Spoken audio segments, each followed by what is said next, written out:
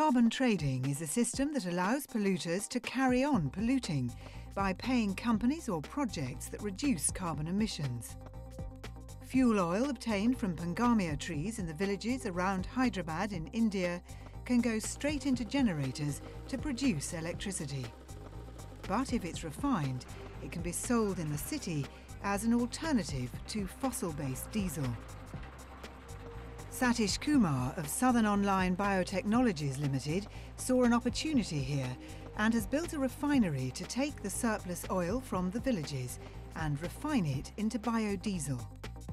We buy pangamia seed from the poor people from the various rural areas, which gives income from them. That seed will be brought into our factory, where we crush the seed and get the oil out. Cake will be sold back to the agriculture industry, and the oil will be taken into our biodiesel refinery unit, where we process the oil to make it as biodiesel. After spending $4.6 million on the plant, the company hopes to start generating CDM-certified emissions reductions to sell on the global market. But because there's no established methodology for biodiesel in the CDM, the company is still mired in the intricacies of the accreditation process. With deals looming to provide fuel for some of Hyderabad's buses, Southern Online Biotechnologies will be profitable with or without the sale of certified emissions reductions. But it still hopes to recoup some of its investment in green technology by eventually becoming part of the CDM. Meanwhile, these oil-producing villages are shut out of the CDM by the cost of joining. But Emmanuel De Silva says that's not a problem. Over the last 3 years, we have helped 44 villages to sell their carbon emission reductions, offsetting some 3,000 tons of carbon dioxide. What we are doing is actually for the little guy, who has very little voice in the entire CDM mechanism. Our offsets are tiny compared to the big projects that are approved by the CDM Executive Board. So what we are offering is not exactly an alternative to CDM, but a parallel market, albeit is to help the little people. Even when the hurdles are overcome and funds do get through, the benefits are not always obvious to local communities. In Durban, South Africa, a CDM project to capture and burn methane from a landfill is a cause of local controversy. 25% of Durban's greenhouse gas emissions are from landfill waste sites, given off as the rubbish rots. Bisasa dump is a legacy of the apartheid era. It opened for business in 1980 in a mainly Asian residential area. They didn't want a dump so close to them in the first place. For the past 25 years, the dumps come up, and they've been telling us they're going to close and close, but nothing seems to happen. Now Bisasa landfill is one of 4 dumps certified under the CDM as reducing emissions. Electricity is generated by burning the gas given off in a generator. You need to take out the waste product from the decomposition process, which is the landfill gas. It's a 50-50 mix of methane and carbon dioxide, roughly. You're not just taking out landfill gas from a landfill site, you're utilising it. So it's an energy project, which could never really be done before in South Africa, or let's just say Durban at least, purely because of the financial aspect. For the residents who've been opposed to the dump for a quarter of a century, the CDM financing has given it a new lease of life. But I don't think it's going to help us really. I think the closure of the dump or buying us off, one of the two would solve our problem. Because at the moment our lives are on hold. To take that landfill site gas and to generate electricity from it so that that methane doesn't escape into the environment is positive. That's the first thing. But you cannot link that process to a continuation of this landfill site, because what you are doing is using a good and green environmental technology to continue putting a toxic landfill site, a hazardous landfill site, a general landfill site next to communities. He also sees it as a win-win situation for polluters.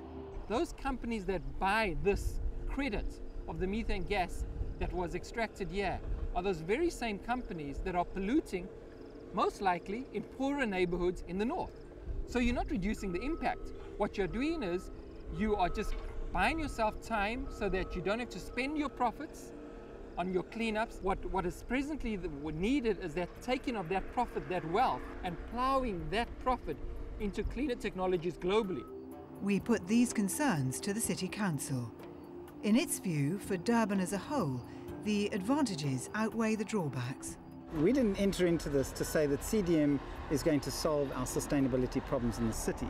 This project and 2 or 3 others that we've had have had a catalytic impact in getting a bigger consciousness in the city of people from a greater diversity of backgrounds than I've ever seen before. Marion Hill landfill site is another of Durban's methane-burning CDM projects, but this time, located further away from people's homes, faces less criticism. Indeed, the idea of using landfill gas to produce electricity is being used around the world. In many cases, the technology is funded by selling the carbon credits produced. Nanjing in China is typical of a booming Chinese city. 流动人口和常住人口加在一起，大约有450万人。 Nanjing has a population of 4.5 million, and they will generate roughly 3,500 tons of waste per day. 1/3的垃圾，800到1000吨是运在这里的。 Waste from the whole area is transported here. 周边的离这里最近的区域送到这里来。 But now there's a project attempting to put this waste to use. In 2005, the Nanjing Green Waste Recovery Engineering Company was approved to sell carbon credits by capturing landfill gas and using it to generate power. 我们这个项目呢，实际上是在 The main purpose of our project is to recover and utilise the methane gas from the waste. Our project will help reduce the pollution, the air pollution. 的进一步行为。概念就是，我们发电的这个在从形象的概念是。 The electricity generated by our project can provide power for nearly 6,000 homes. 5000到6000个家庭的用电。 In a country where nearly 80% of electricity comes from coal, this type of project is seen as a small step in the right direction.